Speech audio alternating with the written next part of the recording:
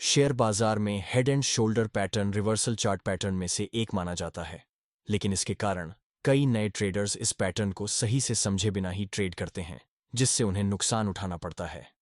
इस वीडियो में हम 4 जरूरी बातों पर फोकस करेंगे।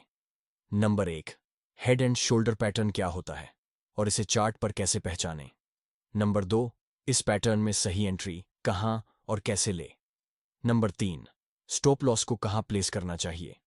और आखिर में नंबर 4, प्रॉफिट टारगेट कैसे सेट करें। तो आइए सबसे पहले समझते हैं कि हेड एंड शोल्डर पैटर्न काम कैसे करता है। इस पैटर्न के 4 मुख्य हिस्से होते हैं। पहला लेफ्ट शोल्डर, फिर हेड, उसके बाद राइट शोल्डर और अंत में नेकलाइन। इन 4 हिस्सों को मिलाकर यह पूरा पैटर्न बनता है। चार्ट पर देखने में यह पैटर्न काफी सिंपल लगता है। इस उदाहरण में आप देख सकते हैं कि प्राइस एक अप ट्रेंड में मूव कर रही है। ध्यान देने वाली बात यह है कि कोई भी ट्रेंड कभी भी सीधी रेखा में आगे नहीं बढ़ता।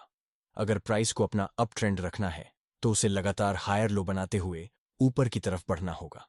यहां इस चार्ट में प्राइस ने एक अप मूव दी, लेकिन ऊपरी लेवल्स पर सेलर्स ने एंट्री लेकर प्राइस को नीचे की ओर पुश किया। यही प्रोसेस इस पैटर्न की शुरुआत को दर्शाता है।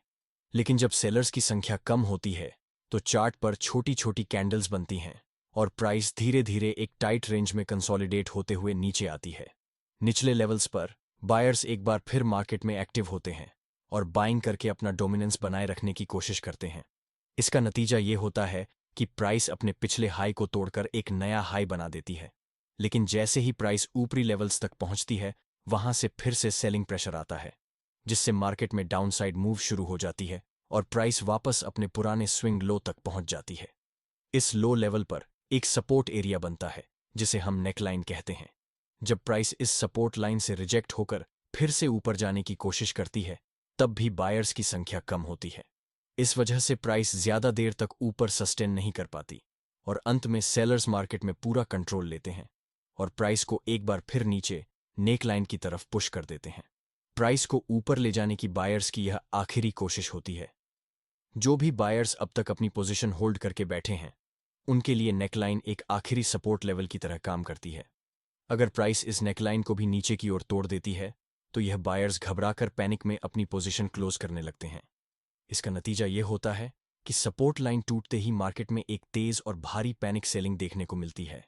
जिन बायर्स ने अपने स्टॉप लॉस इस नेकलाइन के पास लगाए होते हैं, उनके सारे स्टॉप लॉस ट्रिगर हो जाते हैं, जिससे प्राइस में एक तेज गिरावट आती है। इस पूरे प्राइस एक्शन के कारण चार्ट पर classic head and shoulder pattern बनता हुआ नजर आता है।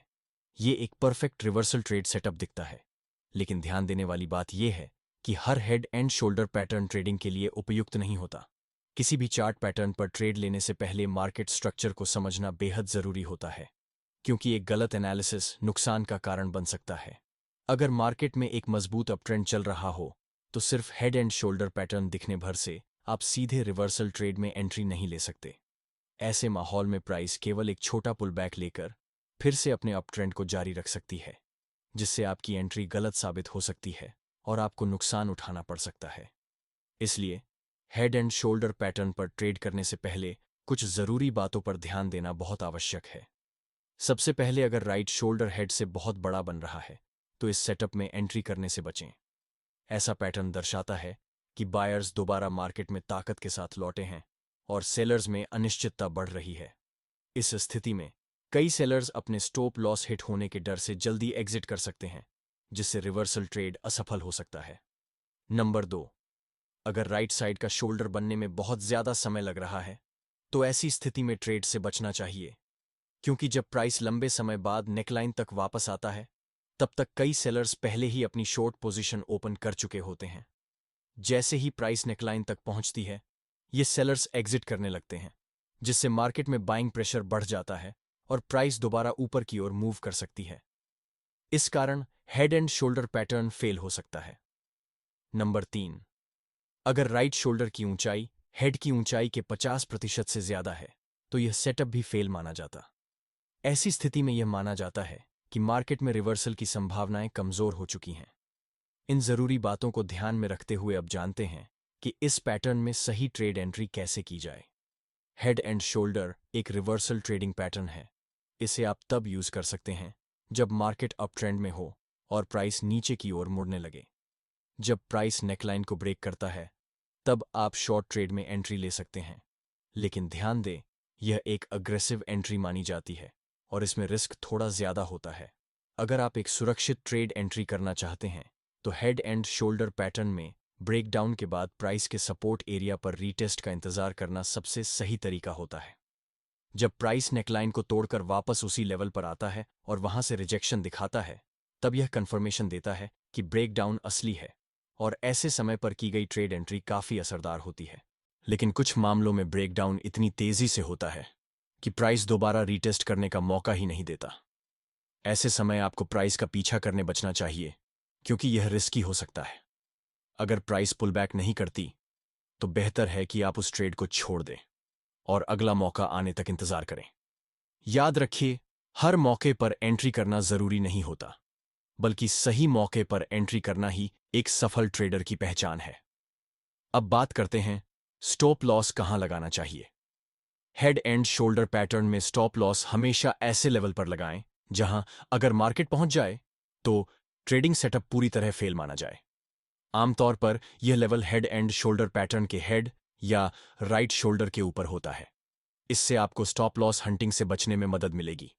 अगर आपने ट्रेड में एंट्री नेकलाइन ब्रेक के बाद की है तो स्टॉप लॉस को पिछली स्विंग हाई या राइट शोल्डर के ऊपर थोड़ा मार्जिन देकर लगाएं ताकि मार्केट की सामान्य वॉलेटिलिटी में आपका एसएल जल्दी हिट न हो।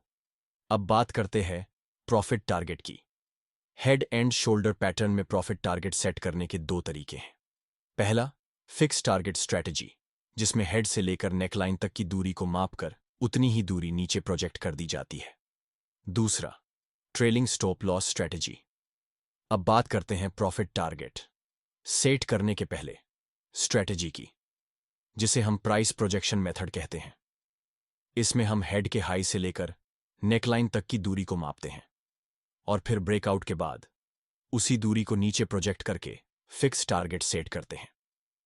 यह मेथड सिंपल और स्ट्रक्चर्ड होता है, लेकिन इसमें एक लिमिटेशन है। आपका प्रॉफिट टारगेट पहले से तय होता है और अगर मार्केट बड़ा मूव करे तो आप अतिरिक्त प्रॉफिट से चूक सकते हैं। इसलिए अगर आप पूरे ट्रेंड को कैप्चर करना चाहते हैं तो ट्रेलिंग स्टॉप लॉस मेथड ज्यादा असरदार रहेगा। इसमें आप प्राइस के साथ साथ अपना स्टॉप लॉस धीरे धीरे मूव करते हैं। इससे आप न सिर्फ ज्यादा प्रॉफिट गेन कर सकते हैं बल्कि पार्शियल प्रॉफिट बुकिंग करके अपने प्रॉफिट को सुरक्षित भी रख सकते हैं। यह स्ट्रैटेजी फ्लेक्सिबल होती है और मार्केट की रफ्तार के साथ चलता है। अगर आपको हमारा यह वीडियो अच्छा लगा तो वीडियो को लाइक और चैनल को सब्सक्राइब करना न भूलें। धन्यवाद।